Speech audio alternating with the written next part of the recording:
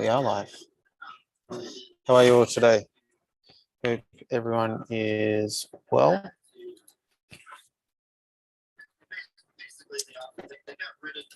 All right. Just get myself sorted out here.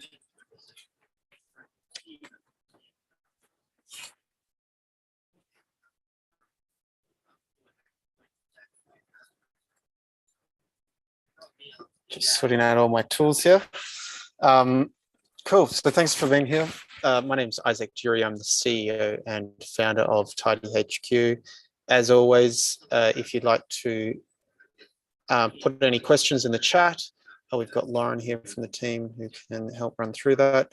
Please stay on mute throughout the course of the session, and we'll have questions at the end. And as you may have already been notified, we are recording and we are live on Facebook and YouTube today as well, for those of you in those places. Hello. Like I said, my name is Isaac Jury. I'm the CEO and founder of TidyHQ. Today, we're running through tools to make running your organization easier.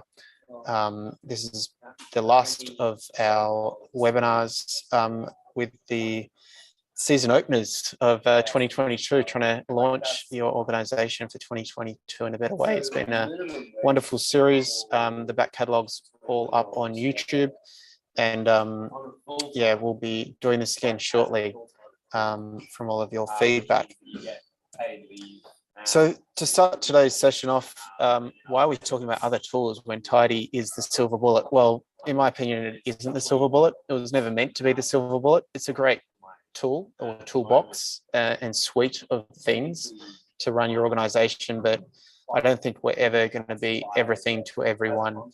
And so today I was hoping to talk through a bunch of other tools that we know other organizations and ourselves at Tidy also use that you might be able to get some benefit from. So first of all, more tools. More tools, what I suppose it's a statement that I wanted to make, that more tools doesn't necessarily equal more productivity. It doesn't necessarily mean that you're going to have better communication from having more tools. And you've got to be mindful of the reality of working with, especially volunteers, but all sorts of different workers with all sorts of different technical aptitudes and attitudes, and all sorts of times. So obviously where you could be working with full-time people, part-time people, casual people, people that just work on weekends, etc., etc. So it is critical that you're aware of those sorts of things. More tools does not equal lower stress levels. I myself was struggling to remember the myriad of tools that we had, and it was quite stressful actually, not knowing where I'd put something because we have too many tools. And it doesn't necessarily make progress tracking any easier as well. And more tools means that everything isn't in one place. Lots of people think that it equals everything in one place for some reason, but obviously the more disparate your collection of tools, the more disparate and maybe desperate your data is all over the place.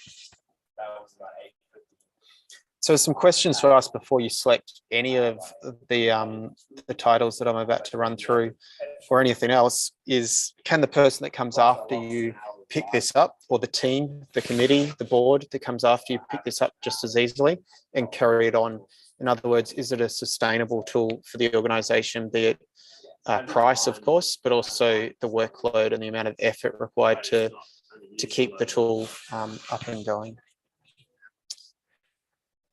Oops. So email is the first one, and generally speaking, a work environment. So the two main ones that we'll talk through are Google and Microsoft. They're the two main ones that we see organizations using. Google Workspaces is something that we use at Tidy internally. It's what I use for a bunch of other committees that I'm on as well. Hopefully you've heard of Google, but they run a bunch of tools called Gmail, Google Calendar, Google Meet, which is similar to Zoom. Google Docs, which is a bit like the Microsoft suite of spreadsheets and documents and slides. They have a great forms tool, which I'll go into in a little bit, and Drive, which is document storage. Microsoft 365 has a equivalent suite of products, a competing suite of products, Outlook, Word, etc. Depends on who you talk to as to which way they're going to lean. Both have pros and cons. It depends on where you've come from and what you like. But they're effectively trying to do the same thing. Google has traditionally come from the internet world, so they're generally speaking far more web-based. So it's web first, whereas Microsoft has come from localized desktop tools. So generally speaking, they're more for localized systems.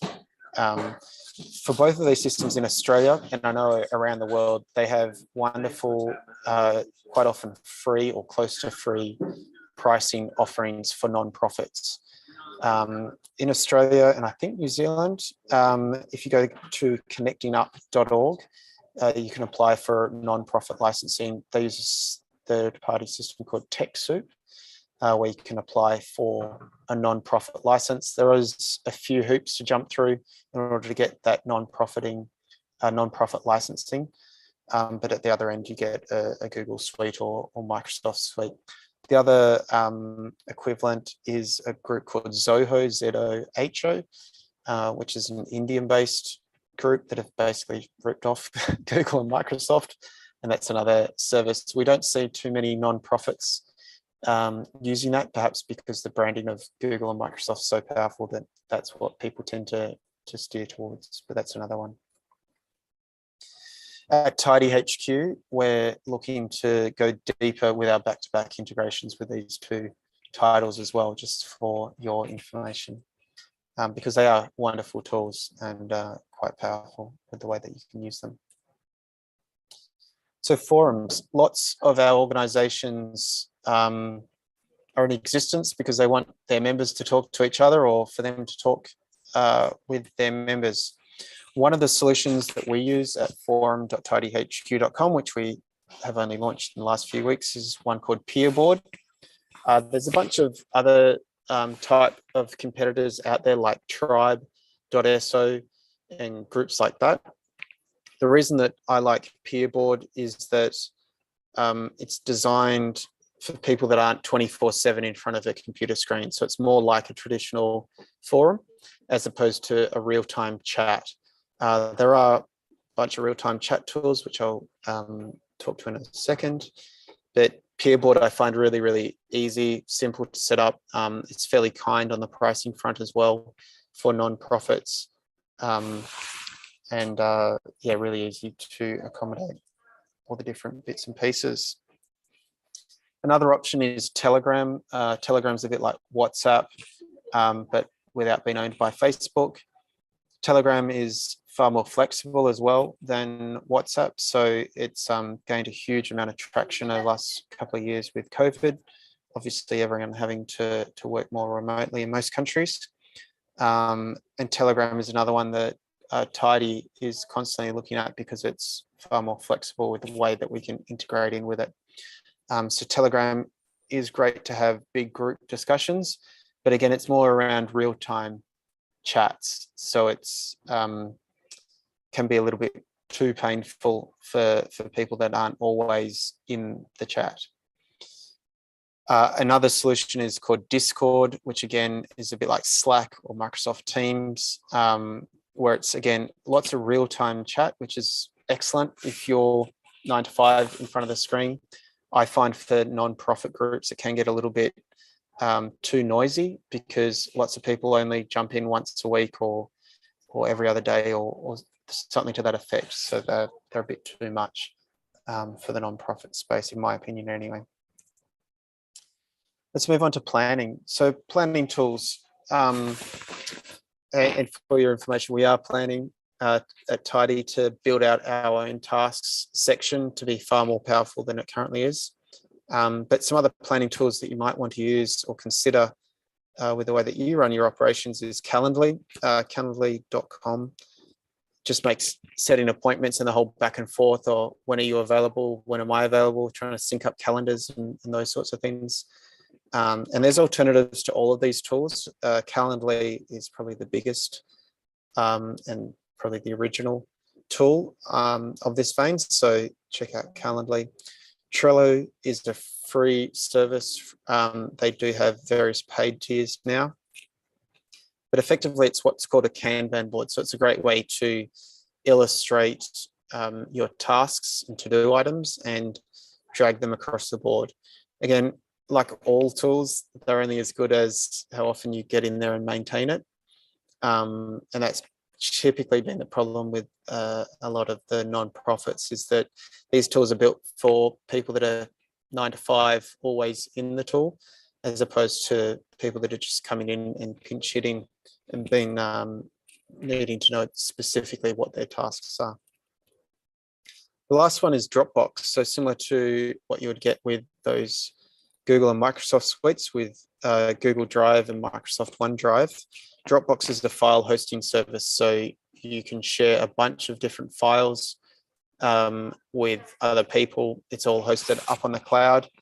So it's quite easy for you to share your files, and it's effectively a nice backup solution as well for all of your files.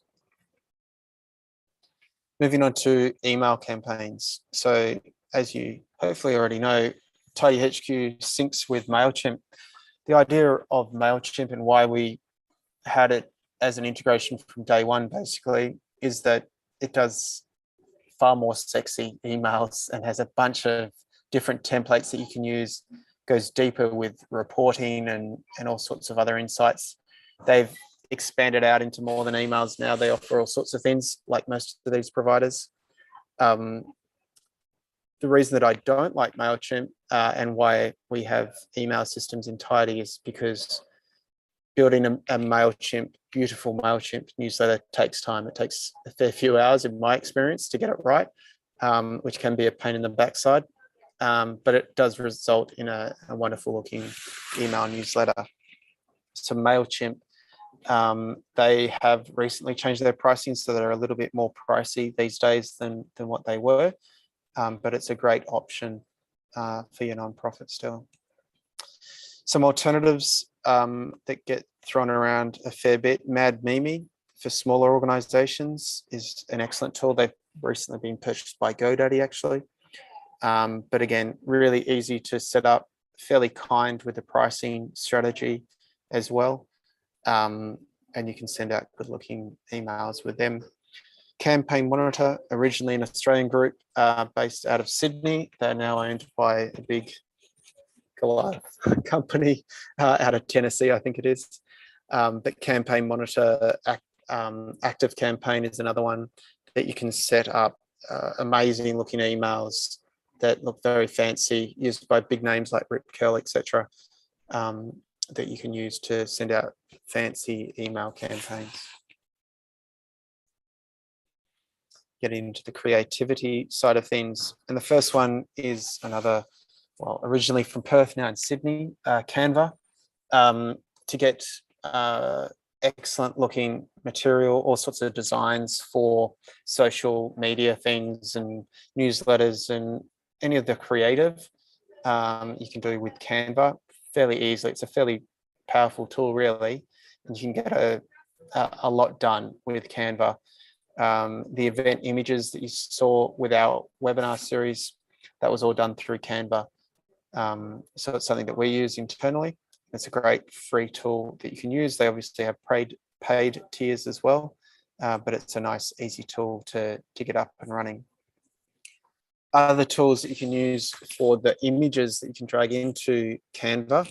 In fact, they have a nice integration with unsplash.com, unsplash.com is a great source of free high quality photos that people can post and provide for free for you. So that's another great resource for you to use on the photos front. Curator.io is another Sydney based group that I mentioned in last week's webinar. They do have a discount code. If you use the word tidy, you can get 20% off their plans.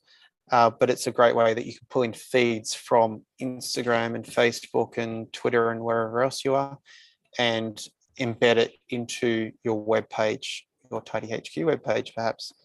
And it's a great way to pull it all in and make a gallery that looks good for your organization.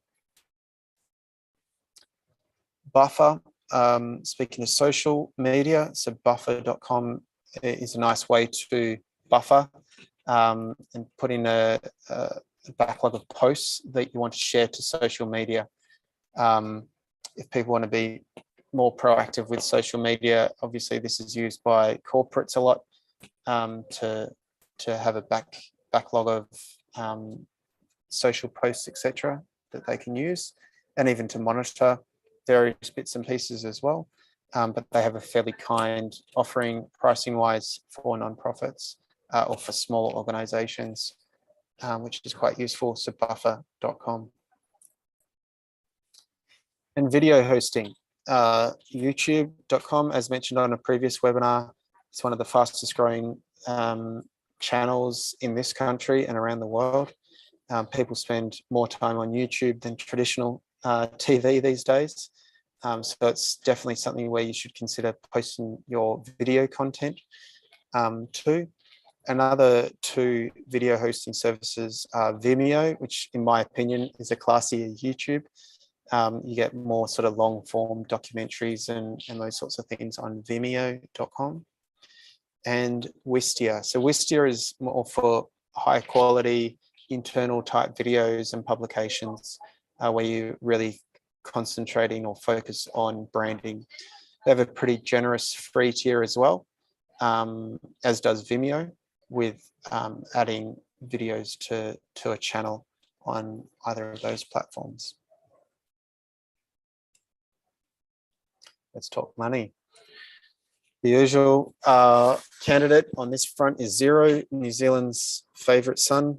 Xero, as you may have found out, all the accountants in the world seems to have drunk the Kool-Aid of Xero. It's been around for quite a while now. And it's basically the benchmark for a lot of the cloud-based accounting systems out there. As you know, TidyHQ has an integration with Xero now since the start of the year, which we're still working through the teething issues with, as always. But Xero is obviously the benchmark when it comes to cloud accounting.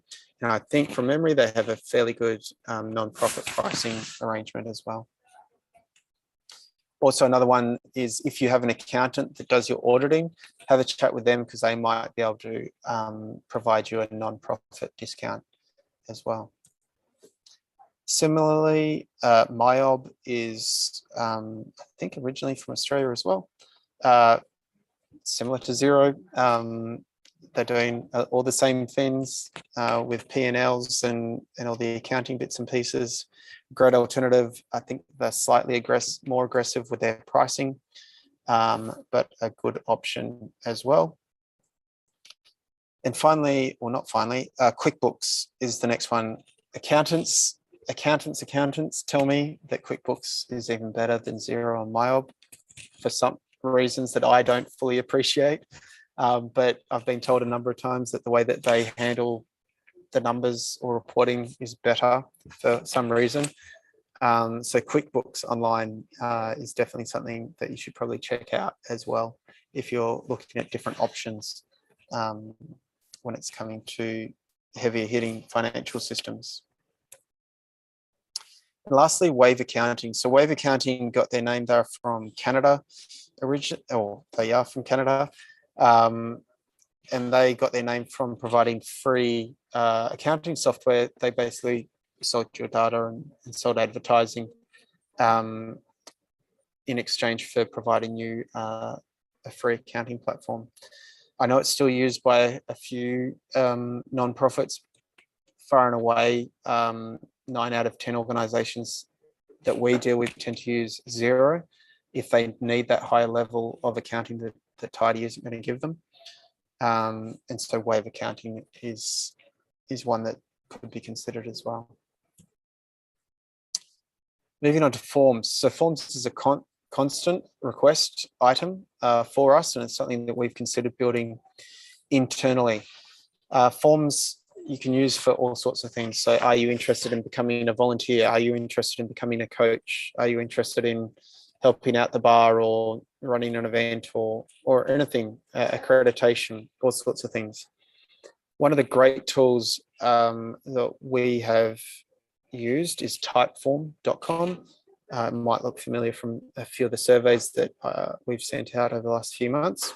The Typeform, I find, a really, really nicely built tool, nicely designed.